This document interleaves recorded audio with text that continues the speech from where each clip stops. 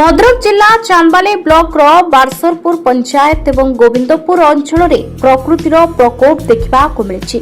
गत 2 दिन धरे यह अंचल अनेक परिवार बन्याचल घेर रही। जलबंदी परिस्थिति जोगु साधारण जनजीवन संपूर्ण भाव व्याहत हो पड़ी। स्थानीय लोक मैंने वर्तमान पानीय जल, सुखिला खाद्य एवं यातायात भली मौलिक समस्यार सम्मुखीन होती।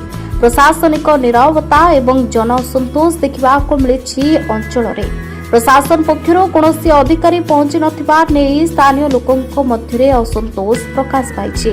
दुर्दिनर एपरी समय प्रशासनिक सहायता मिलबारे विलंब हेउथिबारु जनसाधारण मध्य क्षोभ देखा देछि।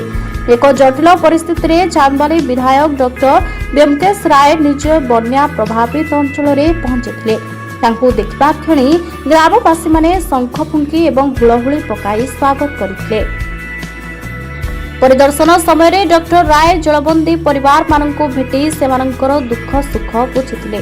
ए अवसर में से सेमानंकु धैर्य धरिबाकु परामर्श देबा सह सुखिला खाद्य बंटन करथिले एवं सब प्रकार संभव सहायता जोगाई देबाकु दृढ़ प्रतिश्रुति देथिले।